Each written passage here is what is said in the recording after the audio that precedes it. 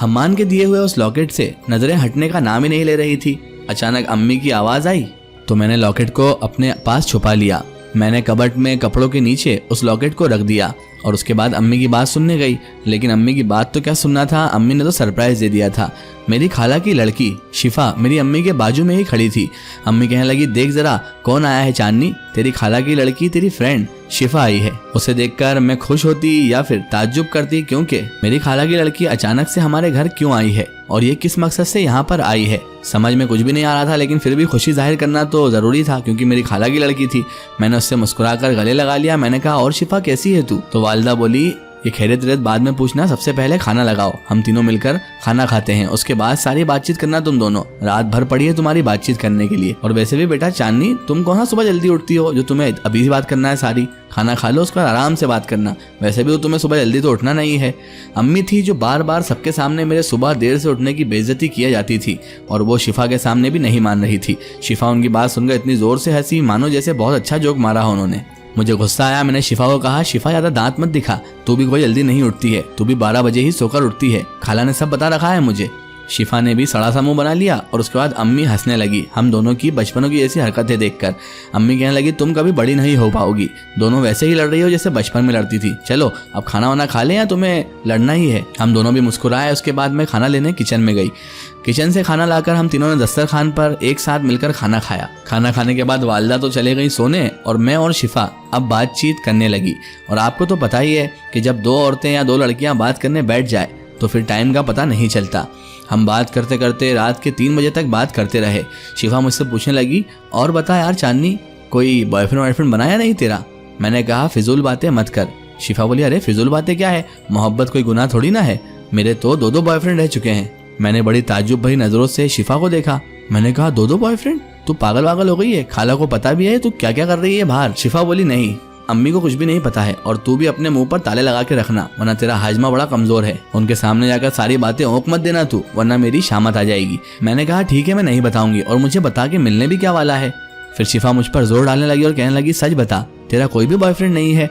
तेरा कोई दोस्त भी नहीं है क्या? शिफा की बात सुनकर पहले दिल में आया कि हम्मान के बारे में शिफा को बता दूं, लेकिन शिफा को बताना खतरे से खाली नहीं था क्योंकि शिफा बहुत ही शरारती थी। अगर अम्मी के सामने कुछ कह देती तो मेरी तो शामत आ जाती। और वैसे भी हम्मान ने मुझे उसके बारे में किसी को भी बताने से मना किया है कि उसके बारे में मैं किसी को भी ना बताऊं। इसलिए मैंने शिफा को कुछ नहीं बताया और कहा, देखो मेरी तो एक ही फ्रेंड है निखत, उससे तो मैं कल मिलवा दूंगी, उसके अलावा कोई भी दोस्त नहीं है और लड़कों से तो बिल्कुल भी दोस्ती नहीं है क्योंकि हमारे गाँव में लड़के बहुत ही बदतमीज किस्म के हैं।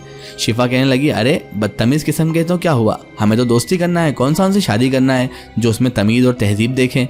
देखो आजकल है ना जो चांदनी, माहौल के साथ साथ हमें बदलना चाहिए, लड़कों से भी दोस्ती रखा कर, क्या पता कौन कब कहाँ काम आ जाए। मुझे उसका यह खुला मिजाज देखकर बड़ी तकलीफ हो रही थी और मुझे उससे घिन आ रही थी कि ये कितनी सेल्फिश और कितनी मतलबी और लालची हो चुकी है और इसकी सोच कितनी वाहियात हो चुकी है कि लड़कों से दोस्ती करने में भी सिर्फ मतलब देख रही है, इसे इज्जत की और अपनी आबरू की कोई परवाह ही नहीं है। मुझे अपनी खाला पर अब तरस आ रहा था, लेकिन मैं कर भी क्या सकती थी, इसके बारे में अगर बताती तो ये बवाल कर देती पूरे खानदान में। मैंने कहा, ठीक है चल शिफा, अब हम सो जाते हैं, सुबह हमें उठना भी तो है, वरना अगर और लेट सोएंगे तो और लेट उठेंगे और अम्मी हमें बहुत चिल्लाएगी। शिफा कहने लगी, हाँ ठीक है, मैं जरा फ़ोन पर अपने बॉयफ्रेंड से बात कर लूँ, तू सो जा, एक काम कर। मैं ताज्जुब भरी नज़रों से उसे देखने लगी तो वो कहने लगी, ताज्जुब भरी नज़रों से मुझे मत देख, मेरा बॉयफ्रेंड अभी भी है, मैंने कहा था ना 2 बॉयफ्रेंड रह चुके हैं, उनमें से एक से मैं अभी भी बात करती हूँ और उसी ने मुझे ये फ़ोन भी गिफ्ट किया है। मैंने कहा, शिफा ठीक है, लेकिन आराम से बात करना, कहीं अम्मी तक आवाज़ ना चली जाए, वरना अम्मी तेरे साथ साथ मुझे भी गलत समझेंगी। शिफा कहने लगी, ओके ठीक है शरीफजादी, आप सो जाएं, मैं अपने गलत काम कर लेती हूँ, ठीक है। मैं करवट करके उसकी तरफ पीट करके लेट गई। आंखों में नींद थी नहीं क्योंकि आज तो हम्मान के ख्यालों ने मुझे घेर रखा था। शिफा की बातों ने दिल में एक नई उम्मीद जगा दी थी, क्या लड़के वाकई में अच्छे भी होते हैं? यही मेरे दिमाग में चल रहा था कि शिफा 2 बॉयफ्रेंड रख चुकी है और मैंने तो कभी किसी लड़के से दोस्ती तक नहीं की। हम्मान ही पहला शख्स था मेरी जिंदगी में जिससे मैंने दोस्ती की थी और वो भी इंसान नहीं था। समझ नहीं आ रहा था कि हम्मान को मैं अपना क्या समझूं।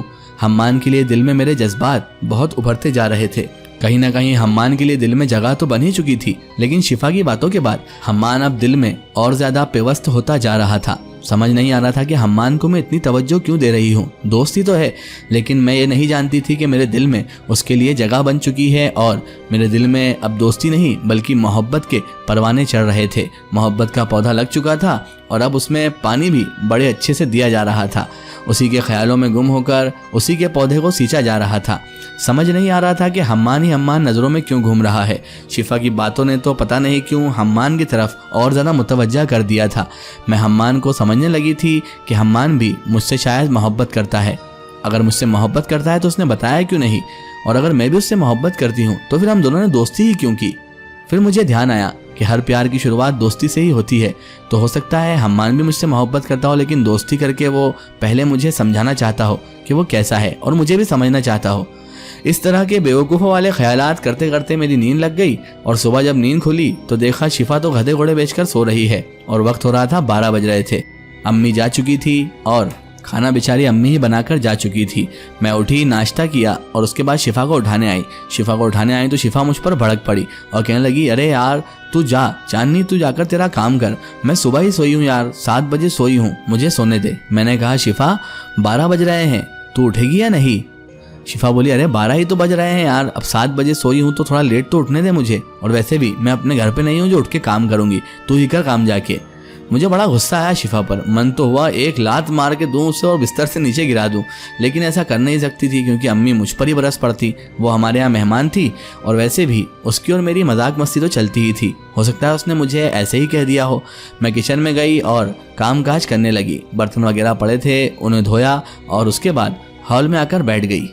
बहरहाल अब वक्त हो चुका था बगीचे जाने का, लेकिन आज बगीचे जाने की कोई उम्मीद बाकी ही नहीं थी क्योंकि मेरे घर पर बला के रूप में, एक आफत के रूप में शिफा आ चुकी थी, जिसको ले जाना बगीचे मतलब अपनी दोस्ती को मुकम्मल तौर पर ख़त्म करना है। क्योंकि अगर हम्मान से ये मिल लेती तो ये हम्मान की खूबसूरती देखकर उस पर भी डोरे डालने लग जाती, और हम्मान अगर इसे कुछ कह देता तो शायद ये मेरी दोस्ती भी उससे तोड़वा देती। इसीलिए मैं आज बगीचे भी नहीं जा सकती थी।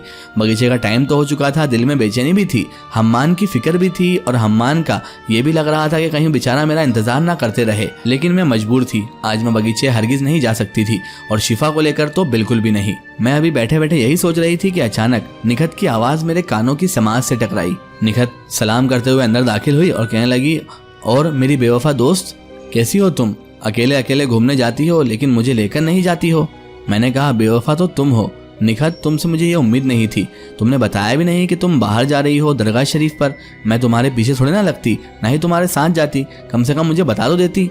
निखत बोली, अरे यार वालिद साहब ने मुझे तक नहीं बताया था, वो तो मेरी तबीयत खराब थी ना, तो उन्होंने मान मन्नत ले रखी थी, इसी वजह से हम दरगाह शरीफ गए थे मन्नत उतारने के लिए। तो मुझे गलत मत समझ, मैं कभी बेवफाई तुझसे नहीं कर सकती। जमाना भले एक तरफ हो जाए और मेरी दोस्त चांदनी एक तरफ हो, तब भी मैं चांदनी का ही साथ दूंगी। तो फिक्र मत कर, मेरी बहन है तू, फ्रेंड नहीं सिर्फ। मैंने कहा, चल चल अब मुझे मस्का मत लगा, आजा बैठकर साथ में नाश्ता करते हैं। निखत बोली, नाश्ता करते हैं? क्या तू बगीचे नहीं चल रही है? मैंने कहा, कहाँ मेरे नसीब में बगीचा लिखा है यार निखत, मेरी खाला की लड़की शिफा आई हुई है। शिफा का नाम सुनते ही निखत की भी भवें ऊपर चले गईं और कहने लगी, वो आफत अभी यहीं पर है क्या?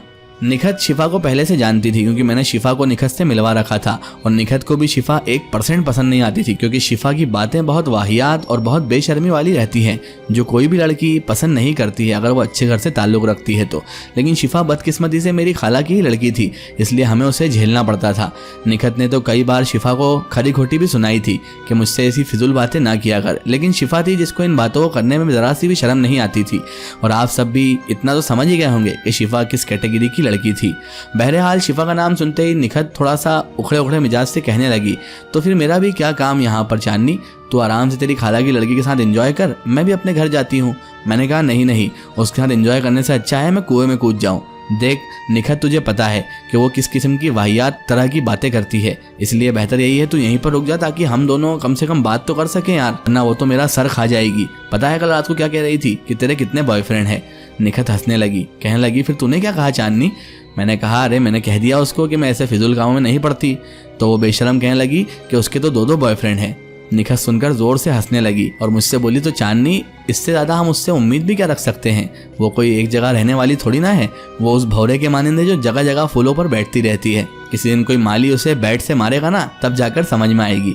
ऐसी बात कर निखत ने मुझे भी हंसा दिया था। हम दोनों ठहाके मार ही रहे थे कि अचानक वो सुस्ती उतारती हुई कमरे से बाहर निकली और कहने लगी, बहुत आवाजें आ रही है तुम्हारी हंसी की, मेरी नींद खराब कर दी तुम दोनों ने। मैंने कहा, आओ आओ शिफा, आओ हमारे बीच में बैठो। जैसे ही उसने निखत को देखा तो कहने लगी, ओ हो, निखत बाजी भी अब यहीं पर आ गई हैं। अब तो खूब मजा आएगा निखत बाजी से बात करने में। निखत ने उसे देखकर सड़ा सा मुंह बनाया और बैठी रही। शिफा आते से ही निखत के गले पड़ गई और उससे भी वही सवाल पूछने लगी जो मुझसे पूछे थे कि तेरे कितने बॉयफ्रेंड हैं। अब निखत ठहरी गुस्से वाली। निखत उसे चिल्ला उड़ करके समझाने लगी कि मुझसे ऐसी वाहियात किस्म की बातें मत करना। शिफा मजाक कहकर इसे टालने लगी और वो दोनों बातें कर ही रही थी, लेकिन इधर मेरे दिल में सिर्फ एक ही एक जुस्तजू चल रही थी और वो थी हम्मान की।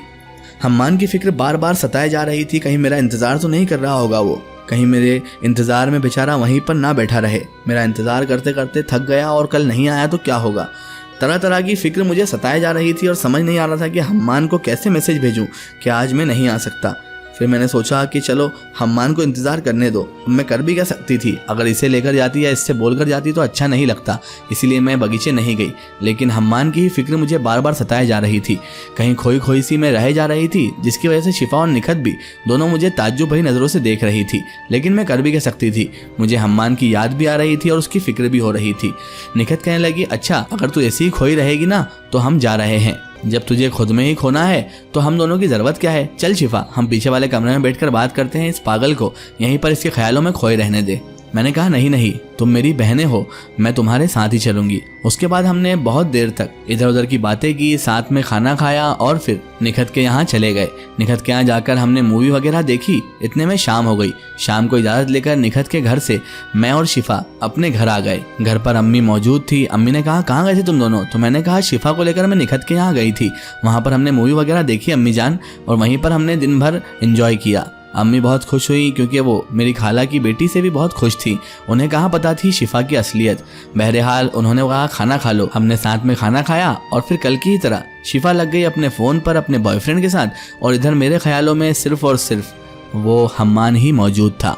हम्मान की फिक्र सताए जा रही थी। मैं सोच रही थी कि हम्मान को कहीं बुरा ना लग जाए कि आज मैंने दिन भर उसे इंतज़ार कराया। क्या पता क्या सोचेगा मेरे बारे में वो। आज मैं गई क्यों नहीं आई। बेचारा ना जाने कब से परेशान होगा, कितनी देर तक मेरा इंतज़ार करा होगा। बाकी मैं जा ही नहीं पाई। मुझे माफ़ करना हम्मान। दिल में उससे माफ़ी मांग रही थी और समझ नहीं आ रहा था कि उससे कैसे बात करूं। इसी कश्मकश में कब नींद लग गई मालूम ही ना पड़ा और सुबह वही लेट नींद खुली। अम्मी जा चुकी थी, शिफा सो रही थी। वही रोज़मर्रा की ज़िंदगी फिर से चालू हो चुकी थी। लेकिन बस कमी थी तो हम्मान से मुलाकात की। इसका एक ही स्टोरी हम देखेंगे इसके अगले पार्ट में। अगर आप भी अपनी ज़िंदगी की कोई सच्ची कहानी या सच्ची घटना हमसे शेयर करना चाहते हैं, या आप अपनी कोई स्टोरी हमारे चैनल के ज़रिए शेयर करवाना चाहते हैं, तो हमारे Facebook page my story book को फॉलो करें और उस पर हमसे जुड़ें।